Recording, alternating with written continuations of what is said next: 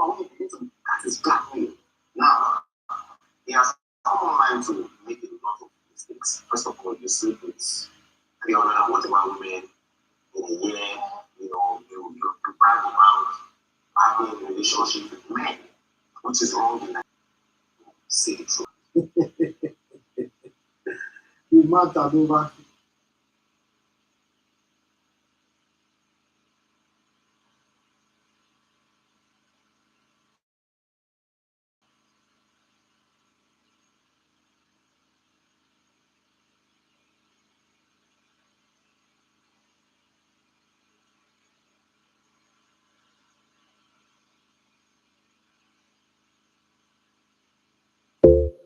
Welcome to Proxy Cheap. Here you can. What proof do y'all got? 5 years. Like that to happen. I'm not much of they making me to be. I'm junior. All humans make mistakes. I just so happen to make it really bad. The life you took, that faithful man, that faithful. When Brandon Cooper kissed his wife goodnight on January 25th, he began his usual night shift. No one could have predicted that just hours later, his life would be tragically cut short.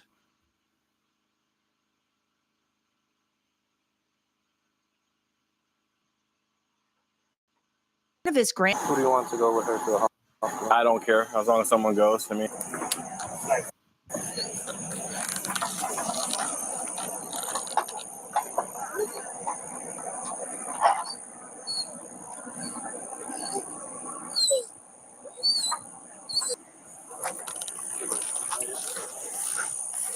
Significantly injured in her face and got a big gash on her. The guy sounded Hispanic and he was telling her to be still and penetrated her with his fingers. And she said that he felt like he was not erect, but maybe trying to be. She said he never took off his pants and it lasted about 15-20 minutes, and he left about 5 to 10 minutes prior to us going 97. Now, 97 is part of a.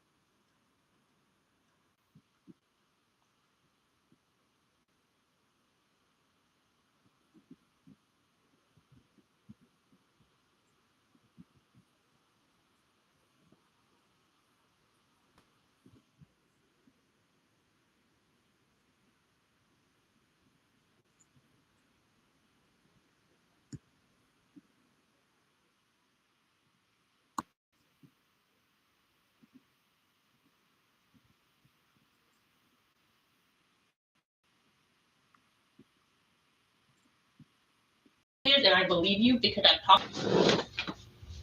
That's a horrible thing. It's hard for me to believe too. It's really hard for me to believe too that you would do a thing like this. I didn't. But how many times have you been caught in lies? I know. And this is the whole reason why you're on restriction. It's because you're not telling the truth about things. If this woman deserves to have the truth, she deserves it, and you know that. What? And don't say why's, Ready John, because why doesn't exist here. I wasn't. That's. Look at her face. That's. I've never seen you hurt anybody, but I don't want to hurt. What the hell are you doing outside at that time of night? It doesn't make any sense. Do you understand? Ready John, it doesn't make any sense. There's a million different. She does. If this would have happened to your sister, what would you do? Whoever. Swear up in this. Randy John, you've lied about stuff before. Jesse's grandmother leaves the room. Kind of exploring some nudity and pornography. Is that what's going on, yeah? The thing is, Grandma's got no reason to lie to me, and you have no reason to lie to me about that either. That's totally normal and totally fine. So is that something I heard you taking Grandpa's phone and taking a look at that? No, I don't do it on Grandpa's phone. I haven't been able to do it. And like I said, and I think like Detective Hardigan said, it's totally normal to want to find out about these things. Especially for someone, it seems like you really truly cared about this woman. Yeah. And maybe you just wanted to figure out what was what, man. Well, and so you freaked out? You panicked? Because that's what it looks like.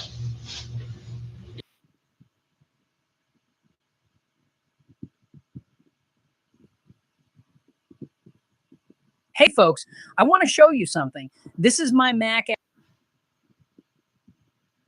after I've used Clean My Mac. Looks like I've got 22 gigs more free space than before I started. Oh.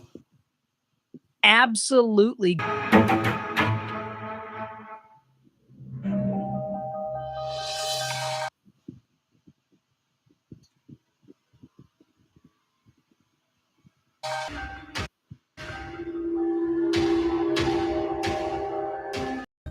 You start dealing with a series of shootings. It's a little out of the ordinary. Take me through that. The first shooting occurs on December 11th, 2020 at Huntington Street in New Haven. There's a report of 5 gunshots in the area.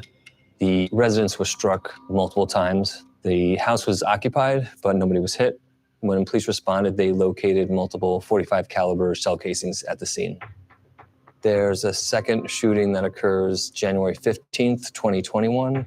The third shooting occurred February 5th. A fourth incident occurred on February 6th. It's another residence. It was occupied, but nobody was hurt inside. There were 5 rounds that were shot, .5 caliber, located in multiple casings, .45 caliber. .45 caliber shell casings were located at the scene. 4 shootings over a few months. Do they have anything in common? The common denominator was the caliber of the gun that was used. It's .45 caliber casings that were located at all 4 of those scenes. And in the last 2 shootings, there was a description of a dark-colored SUV.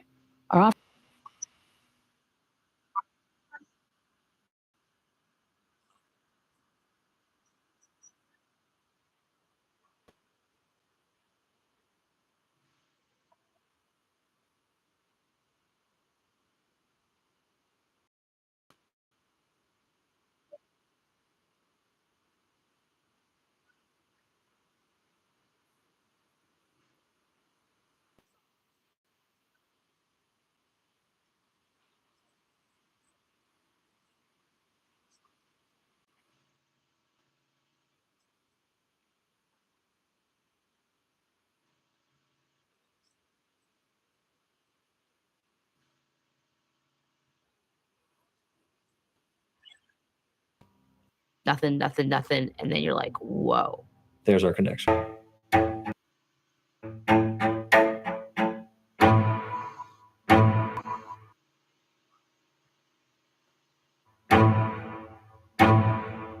One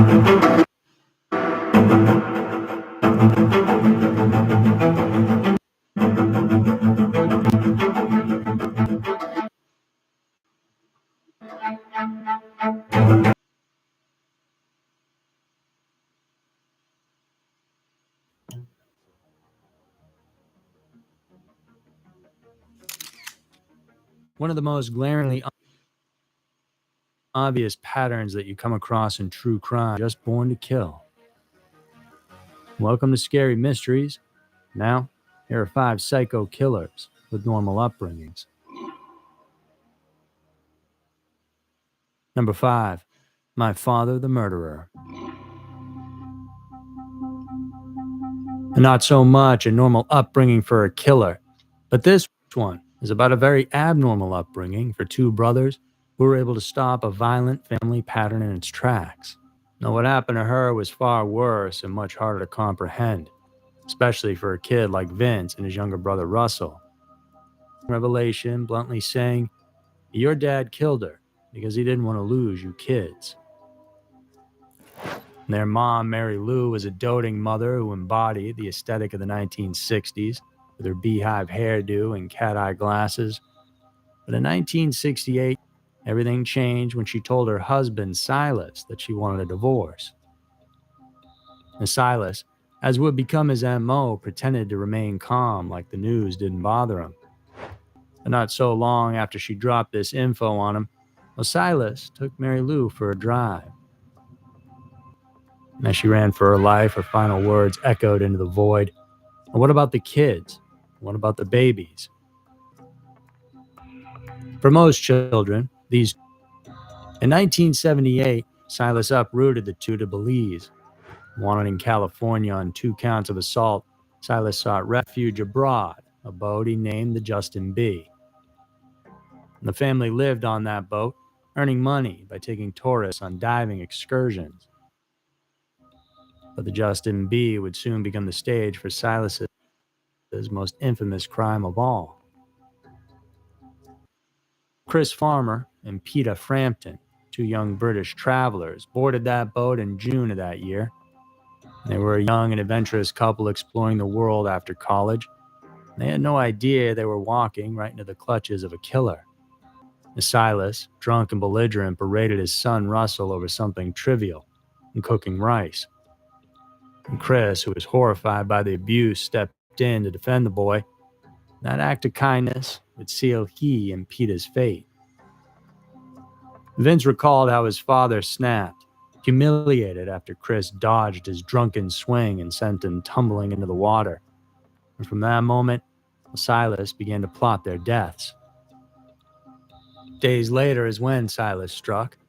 While Chris was pulling up the boat's anchor, Silas ambushed him from behind, clubbing him over the head with a wooden bat. And Peter screamed, but Silas quickly subdued her by hitting her with a spear gun. The young brothers, frozen in terror, then watched as Silas. About a week later, fishermen found those remains. Vince tried to report their father's crimes, including the murder of their mother, but law enforcement dismissed their pleas. Silas evaded justice all the way until 2016,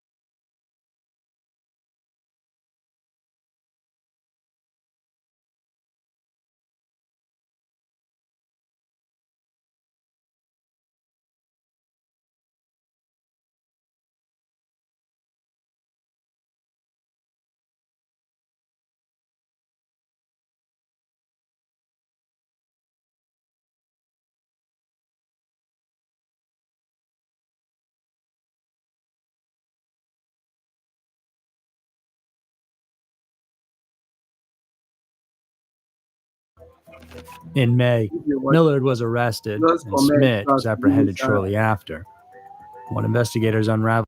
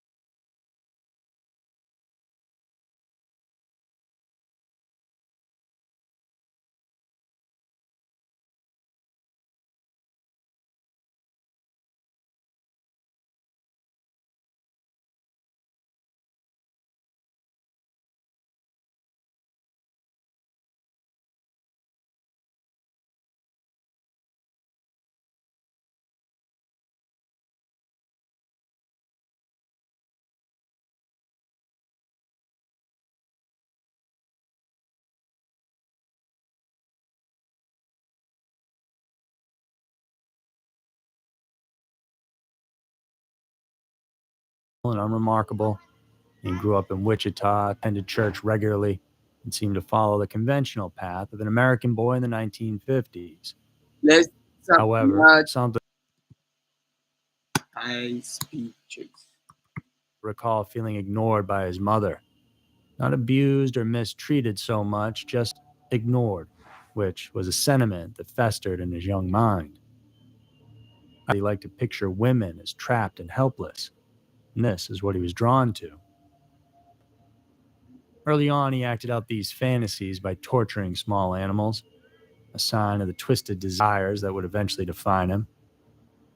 After graduating high school, he attended Kansas Wesleyan University.